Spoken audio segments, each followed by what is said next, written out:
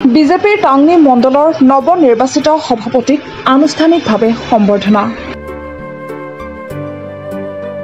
ৰাজ্যিক সমিতি আৰু জিলা সমিতিৰ জ্যেষ্ঠ নেতা কৰ্মীৰ অংশগ্ৰহণ। টাংনি মণ্ডলৰ সমূহ সদস্যক কঠোৰ নিৰ্দেশ। আগন্তুক নিৰ্বাচনত দলগাঁও সমষ্টিত জয়লাভ কৰিব বুলি দাবী কৰে নেতা কৰ্মীসকলে। ভাৰতীয় জনতা পাৰ্টিৰ দৰং জিলা সমিতিৰ অন্তৰ্গত টাংনি মণ্ডল সমিতিৰ কাম কাজত অসন্তুষ্টিত প্ৰকাশ কৰি জিলা বিজেপিয়ে ইতিমধ্যে মণ্ডলটো ভংগ কৰিছে আৰু নতুন টাংনি মণ্ডল সমিতি গঠন কৰিছে। নৱনিৰ্বাচিত টাংনি মণ্ডল সভাপতি মৃণাল ৰাজবংশীৰ সভাপতিত্বত গৰাপৰিত এখন সভাৰ আয়োজন কৰে। সভাত নৱনিৰ্বাচিত সভাপতিগৰাকীক সম্বৰ্ধনা জনোৱাৰ লগতে সমূহ সদস্যৰ প্ৰেৰণামূলক ভাষণ প্ৰদান কৰে ৰাজ্যিক বিজেপিৰ সংখ্যালঘু মৰ্চাৰ উপ সভাপতি তবিবুৰ ৰহমানে। টাংনি মণ্ডলৰ সমূহ সদস্যক আগন্তুক নিৰ্বাচনৰ বাবে সক্ৰিয় হৈ কাম কাজ কৰিবলৈ কঠোৰ নিৰ্দেশ প্ৰদান কৰে ৰহমানে।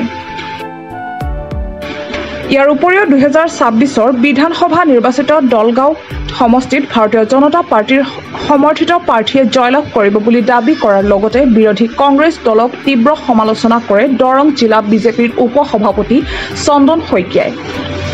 আনহাতে টাংনি মণ্ডলৰ নৱনিৰ্বাচিত সভাপতি মৃণাল ৰাজবংশীয়ে দলৰ সকলো নীতি নিয়ম মানি কাম কৰি যাব বুলি প্ৰতিশ্ৰুতি প্ৰদান কৰে।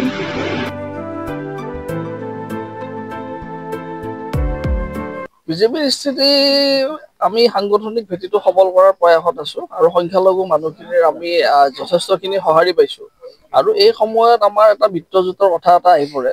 গতিকে আমাৰতো প্ৰাৰ্থিত্ব আগবঢ়াবই দলগাঁৱত, তাত কোনো আমাৰ কৃপণালি কৰা নহবই। গতিকে আমাৰ প্ৰাৰ্থিত্ব থাকিবই দলগাঁৱত। আমি ক্ৰমান্বয়েতো নিশ্চিত হৈ আহি আছো। দলগাঁৱৰ যিটো আমি ৰাজনৈতিক দেখিছো, কংগ্ৰেছ এওডিএফৰ যিবিলাক খেলি মেলি দেখিছো, মানুহখিনি এতিয়া ক্ৰমান্বয়ে বিজেপিমুখী হবলৈ আৰম্ভ কৰিছে। গতিকে আমি সেই ক্ষেত্ৰত আশাবাদী।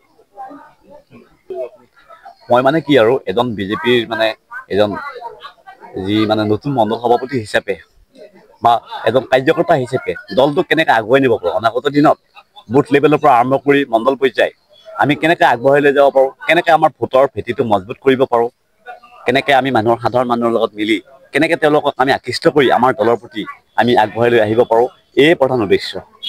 আজি আমাৰ দৰং জিলা সমিতিৰ অন্তৰ্গত আমাৰ টাংনি মণ্ডলৰ বিজেপি টাংনি মণ্ডলৰ আজি প্ৰথমখন কাৰ্যনিৰ্বাহক সভা আৰু এই কাৰ্যনিৰ্বাহক সভাখনত আমি সকলো উপস্থিত থাকিলোঁ। আমাৰ নৱনিযুক্ত সভাপতি মৃণাল ৰাজবংশীৰ নেতৃত্বত আজি সভাখন হৈছিলে আৰু ইয়াত আমি দলীয় কাৰ্যসূচী এইটো আগন্তুক দিনত আমি কেনেধৰণে কাৰ্যপন্থা হাতত ল'ম, ভাৰতীয় জনতা পাৰ্টিৰ সাংগঠনিক দিশটো কেনেকৈ আমি শক্তিশালী কৰিম তাৰ ওপৰতে আমি আলোচনা হৈছিলে।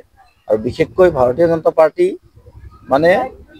7x24 আমি সদায় আমি জাগ্ৰত প্ৰহৰীৰ দৰে আমি কাম কৰিয়ে থাকোঁ। খালি আনুষ্ঠানিকতা সমগ্ৰ অসমতে জিলা কাৰ্যনিৰ্বাহক হ'ল, তাৰপিছত এতিয়া মণ্ডলবিলাক কাৰ্যনিৰ্বাহক চলি আছে। তাৰে পৰিপ্ৰেক্ষিতত আজি টাংনি মণ্ডলৰ প্ৰথমখন কাৰ্যনিৰ্বাহক সভা অনুষ্ঠিত ইছ্যু 26 নিৰ্বাচন আচলতে ইছ্যু বুলি ক'বৰ কাৰণে আমাৰ বিশেষ নাই। আমি নৰেন্দ্ৰ মোদী ডাঙৰীয়াৰ 11 বছৰ কাৰ্যকাল হ'ল, আমাৰ অসমত প্ৰায় 9 বছৰ কাৰ্যকাল সম্পূৰ্ণ হৈছে আৰু হিমন্ত বিশ্ব শৰ্মা ডাঙৰীয়াৰ 4 বছৰ সম্পূৰ্ণ হৈ গ'ল। আৰু এই যিটো ডেভেলপমেণ্ট উন্নয়ন দুখীয়া ৰাইজৰ কাৰণে যি আঁচনি দিয়া হ'ল, ৰাস্তা পদূলিকে আদি কৰি বিভিন্ন ধৰণৰ মেডিকেল কলেজে কওক, ইঞ্জিনিয়াৰিং কলেজে কওক, তো বিভিন্ন ধৰণৰ যি উন্নয়ন বিকশিত অসম বিকশিত ভাৰতৰ যিটো ব্যৱস্থা সেইটোক আমি ৰাইজৰ মাজলৈ লৈ যাম। আৰু ৰাইজে গম পাইছে যে ভাৰতীয় জনতা পাৰ্টিৰ নেতৃত্বত নৰেন্দ্ৰ মোদী ডাঙৰীয়াৰ নেতৃত্বত হিমন্ত বিশ্ব শৰ্মা ডাঙৰীয়াৰ নেতৃত্বত যি ধৰণৰ উন্নয়ন হৈছে, মই ভাবোঁ স্বাধীনতাৰ পিছত প্ৰথমটো আপোনাৰ এই উন্নয়ন দেখিবলৈ ৰাইজে পাইছে। সংখ্যালঘু ৰাইজৰ বহুত ভাল, আপোনালোকে গমেই পাইছে কেইবাখনো জিলা পৰিষদ আমাৰ আহিছে, জলচৰত আহিছে, আপোনাৰ বৰক্ষেত্ৰী সমষ্টিত আহিছে, বিভিন্ন সমষ্টিত আমাৰ কমলপুৰ সমষ্টিত আহিছে, বিভিন্ন সংখ্যালঘু এৰিয়াত ভাৰতীয় জনতা পাৰ্টিক আঁকোৱালি লৈছে।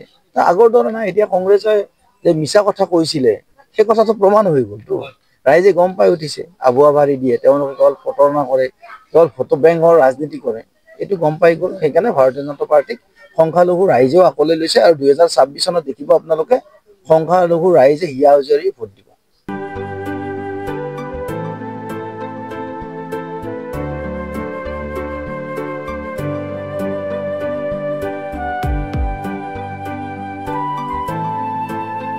দৰঙৰ পৰা ফাৰুক আব্দুল্লাৰ ৰিপৰ্ট, প্ৰাত টাইম ডিজিটেল।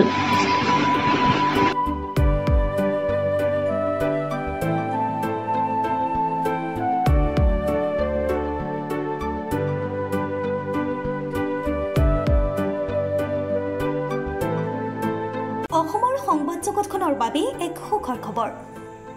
আপোচবিহীন ৰাইজৰ কণ্ঠ সাপ্তাহিক কবচ পুনৰ এবাৰ অসমৰ ৰাইজৰ মাজলৈ। স্বত্বাধিকাৰী প্ৰণীতা কলিতাৰ দ্বাৰা প্ৰকাশিত আৰু আপোচবিহীন একাংশ নপুৰণি অভিজ্ঞতাপুষ্ট সাংবাদিকৰ দ্বাৰা প্ৰচাৰিত তথা eco printing press Guwahati Katabari গড়চুকত মুদ্ৰিত সাপ্তাহিক কবচ এতিয়া অসমৰ বিভিন্ন প্ৰান্তত উপলব্ধ। আমাৰ ঠিকনা মুখ্য কাৰ্যালয় অসম ফৰেষ্ট স্কুল, হৰি মন্দিৰ পথ, গুৱাহাটী আৰু উপ কাৰ্যালয় Kalita market, Bijaynagar, Kamrup, Assam. Mobile number হৈছে 9435114666 70024722813। আমাৰ ইমেইল আইডি হৈছে kobos2025@gmail.com।